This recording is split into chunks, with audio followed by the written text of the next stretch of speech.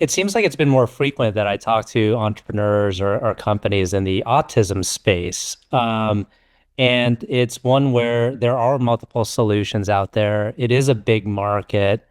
Um, Tell us how you arrived at, this market and Central Reach. Sure. Yeah.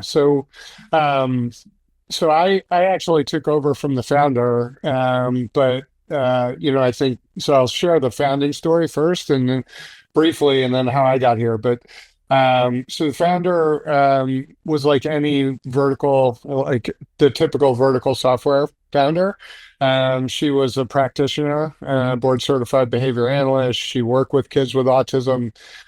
She built a practice. Lucky for us, she built one of the larger practices at the time, back in 2012, or prior to 2012. And so as she was using the tools that were available, while there were a lot of tools, the challenge was they were very disconnected. And that actually is still kind of the case. A lot of point solutions that are billed as best in breed, if you will, but require some level of integration. And so for her, as she scaled her practice, found that that was a challenge. And so the kind of product market fit, and the solution that she arrived at was really combining both the practice management side, so all the scheduling and the billing and working through the insurance intake, all that stuff, with the clinical solutions, and all the workflow that goes into providing care for the child,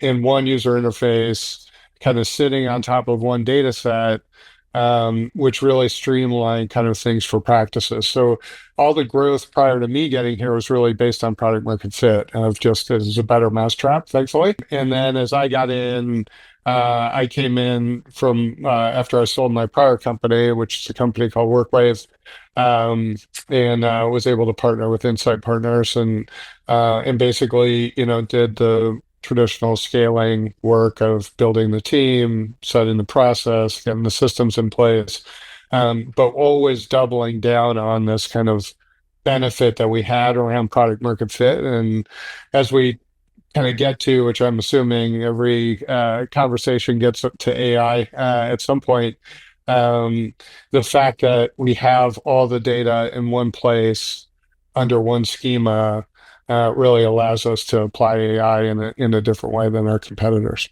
Yeah, I would think when you were evaluating the opportunity to lead Central Reach, it was also looking at this market Hmm. and whether or not there was solutions that could go into that other like health services providers, those solutions they're using, if Hmm. they're a general, practitioner, could be applied to Central Reach or other, autism focused Hmm. um, software solutions. Was it? I mean, was there a clear advantage that Central Reach had where you didn't feel like there was a lot of competitive pressure? Yeah, I mean, there weren't at the time. It's interesting. Like now, today, we talk about autism as being a big market. I think the underwrite for Insight, um, back in 2018 when I joined and they made their investment, it was, a market of a couple $100 million potential, which we're almost at today. So at that point in time, there weren't a lot of competitors that were specific to kind of autism. Um, and one of the unique aspects of those that are specific to autism, like Central Reach and some of the competitors that provides, I'd say, a competitive moat for, a more general kind of practice management solution, or, some of the other kind of adjacent solutions to come into the market, is that the intensity of services is significant in autism. So typically, a child is receiving anywhere from 20 to 40 hours of service each week. Um, and that it's, so it's a full-time job. And the amount of data that's captured, because you're capturing data in two dimensions, which is also a challenge. You're capturing data and trying to drive skill acquisition. So learning new skills, brushing your teeth, introducing yourself to somebody, while at the same time trying to reduce some of the other behaviors that, aren't as helpful, like running away, hitting, that manifest themselves when stress kind of hits the child, if you will. And so the data collection system in particular is like very unique to ABA, and it's really hard to kind of add that complexity when you have a simpler kind of I capture notes. We do, a session maybe once a week or once every other week. And so it just, I think that is one of the things that differentiates our platform, from others and differentiates kind of vertical platforms. And so as I came in, that was one of the things that, gave me comfort that this was kind of the right place to come in. And then relative to other vertical software platforms, the fact that we had everything under one roof on one database, and had that vertical kind of workflow, was really the winning combination, even back then. And where do you foresee like the majority of growth coming from? Is it with your existing kind of clinics and them somehow purchasing more, or gaining more revenue from existing locations and practices? Is it expanding into kind of other geographies? Like, how big is that market? It would Yeah. seem that you could go through it pretty quickly, possibly. Yeah, well, there's some unique aspects to this market, which is unfortunate again so I always say, unfortunately, we have a lot of growth opportunities, because growth opportunities for us mean that families and individuals are being affected in a bigger way. And so it's a kind of a double-edged sword or bittersweet to some degree. It helps power our business, but at the same time, we know like there are folks that are really in a challenged situation, and we want to do what we can to help. Um, so when you think about the growth dynamics, um, I always start with the end market. So when I joined, a lot of the dynamics that were present at that point are still present today. The biggest one being there's a huge care gap. There's only about half of the therapists in the market today. If you look at the caseloads that they ethically could handle, which most of them are not even handling a maximum caseload today. Um, and the number of individuals who have been diagnosed with ASD, that need services. And that's who we sell to, are basically the practitioners. So the end market itself has been growing, and you see some headlines around how prevalence rates continue to, increase and those things. So the end market is growing still, call it 8 to 10%. But the practitioner market, trying to solve kind of and work with those individuals, is growing at almost double. And so that provides kind of a healthy growth for us in two dimensions. One, there's new practices, new therapists coming in every year. And so it opens up kind of the ability for us to continue to grow new logos, if you will, and new, kind of land new opportunities with organizations. But it also gives us growth as our customers are hiring practitioners. So the expansion opportunities. So there's two dimensions from that perspective. And then as we've introduced AI and we've made kind of acquisitions around some other adjacent technologies and solutions that help our customers kind of get more for, their money, if you will, higher ROI, leverage their staff in a better way. That provides another dimension. So we do have a lot of opportunities to expand share of wallet, if you will, with our customers. But we also have opportunities to continue to expand just net new logos coming into the business.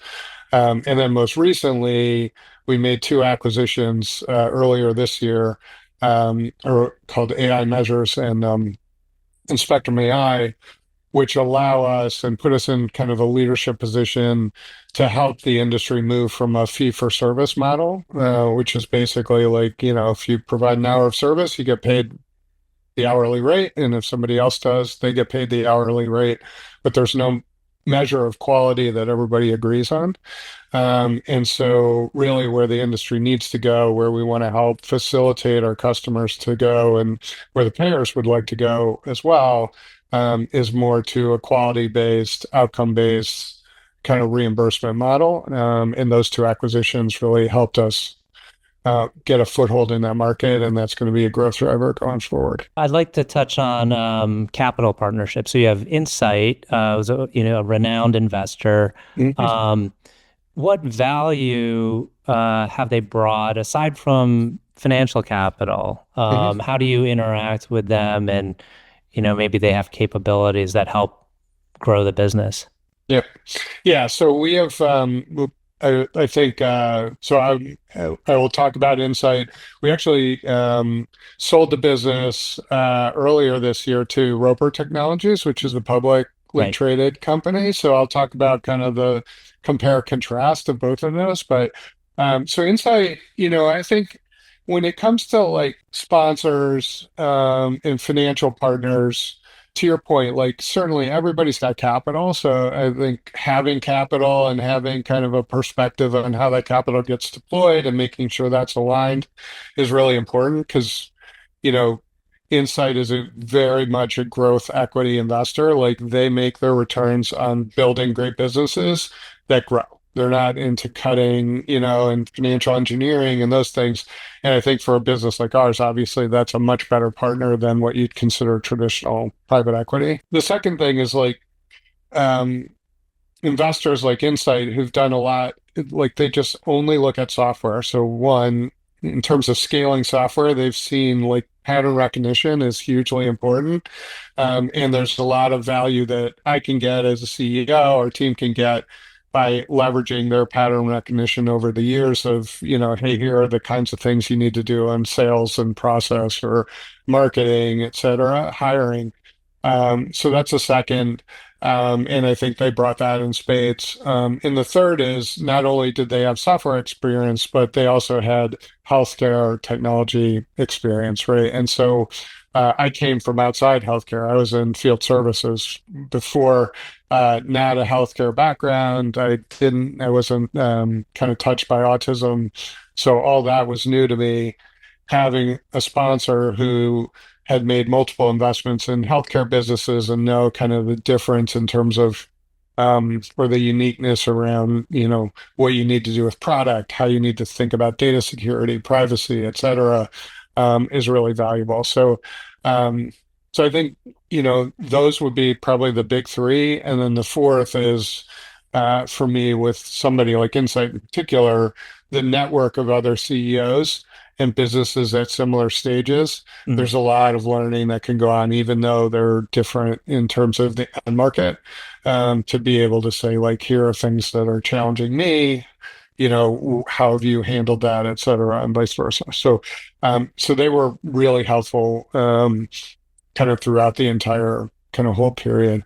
As we were looked at partners for the next phase of our growth, we had an opportunity with a number of like the gold standard, large cap private equity firms, and there's a lot of great firms, and we had a lot of, it's not an easy decision. But when we looked at Roper and the ability to take a healthcare business that's mission driven like ours, be able to give it a forever home, never have to worry about transacting again, having their balance sheet, which is helpful, but doing it in the context of a much more independent kind of operating environment. So there's not, Roper has 100 people at corporate and 20,000 employees. So there's no like marketing people sitting on the bench or product people sitting on the bench. They're really buying really great teams, really great businesses, market leaders, and then they're providing kind of the support to allow them to expand under their kind of purview. Um, and so when I think about the value to our customers, the value to our employees, like it was a pretty easy decision to kind of choose them as our next home because it just meant that we had the stability and the funding and the ability to kind of be there forever, which some of our competitors may not ultimately have.